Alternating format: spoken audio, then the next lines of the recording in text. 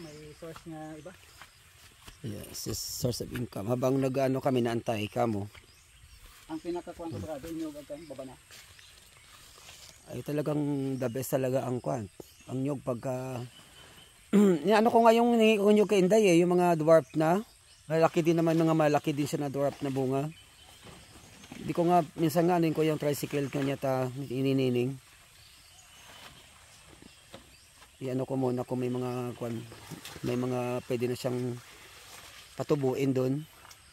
Nung una kasi mag-ano ako, alanganin, wala pa naman ako, di pa naman ako prepare yung pagtaniman. Ay guys, ano tayo? Sama tayo doon sa Anjo, bitbitin ko iba, Jo, di ba kaya mo?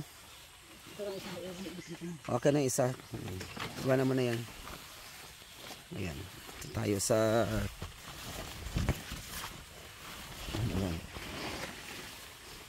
tayo sa pagtataniman niya ng puno ng saging.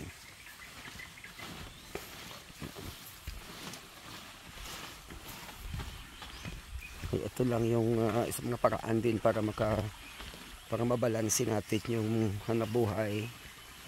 Hindi lang puro palabas ng pera, walang pumapasok. Kahit ang bangko nga mauubusan talaga pag panay ang withdraw. Wala namang pumapasok, nagdi-deposit. Kaya ganun din, dapat ma-apply din natin sa ating sarili sa buhay natin ang mga sitwasyon. Ito na pala yung kanya, mga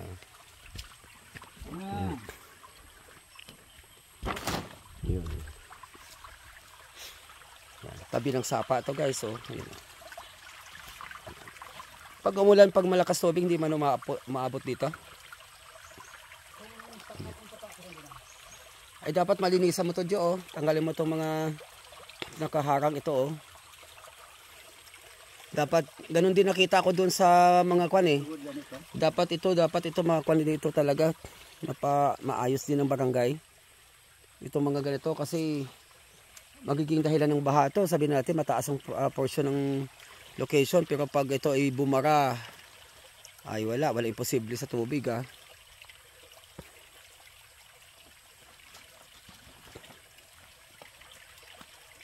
Mabula ko sa puno ang arnibal. Kulang pa? Kulang.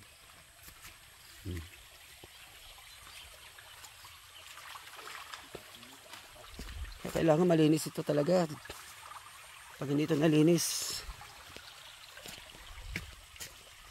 mag-stock up yung tubig.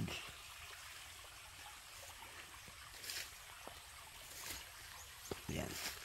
Kaya tayo guys, dito natin yung arnibal yung kukunin niya na saha. Saha ang tawag sa amin yan. Saha. Saha ng saging. Yes. Ayun, ba't inano mo na, pwede na yan? Nagkakrak siya pag nainitan. Dapat pa lang siya. Ito guys, yung bunga kanina. Standard lang siya. Naga ng litik. Standard lang yung ano niya, yung mga ganyan kaya kwan. ito na pala yung dati tinanim mo. Ito na yan Yan Yan, maganda magtanim kasi nag-uulan.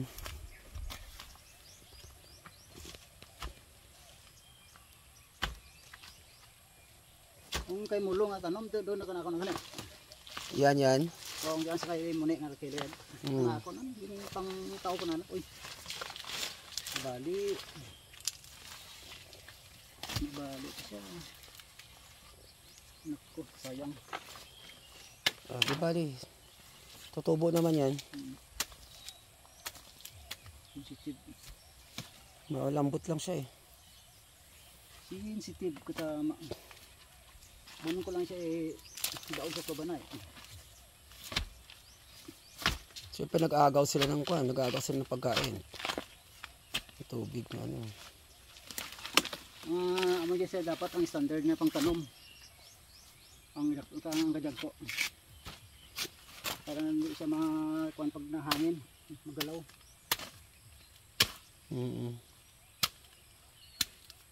Pag malaki, pag malakit na, hindi na kwan. Hindi na parang hindi na siya advisable kasi nauga. Nagahulag sa kuni ko hangin. Dari ganyan. Oh, may puso, may puso. May puso siya oh. Kunin ko lang dyan. Raugo na sa tagkan. Raugo na sa ng guyabano. Espisya. O, tingnan mo tayo mga guyabano mo ha, kung pwede na siyang pahinugin at kuwan natin. Tapos pwede lang i-display doon ka sa peso ni Nini. Doon. Abis na sa dalan, ganit, inapangkuhan ko lang. At mga sauce na isuki ko. Pero kailangan, magkano na bang bentahan ng kuwan ngayon? Mahal kaya ang guyabano doon sa fruit stand na binibilhan ko ng prutas kay nanay, doon sa tabi ni Nini sa kabila. Sila, mahal. Ang mahal ang kilo, grabe. 60 yata. Hindi ah. Nakabili ako ng tawag dito, 100 data yung kaliit. Oh, Ay kung ako magbaligya, tig-30. ano ba yan? Tig-30, 50 lang ang buhay 1 kilo to nga. Dapat maki-ano ka din sa presyohan kasi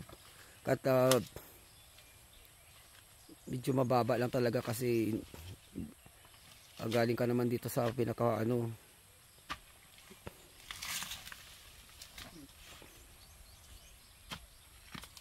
At saka yung mga makakabili sana nito talaga yung guyabano para doon sa may mga cancer Si Bobong gano'n na pinakaon ko. mga cancer patient. Bako, bira-bira tapos baba na, ayaw kalagbog lang. Doon sa bola marami? Duro to ako nga kan, pabunga.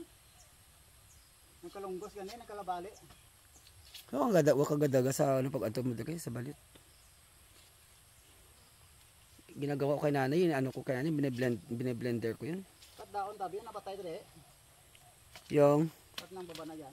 sa baba, oo, sa ano namatay yung isa. Yung isa nga, 'di ba may kumakapit na pang ano yung tawag doon? Pakulin. Oo.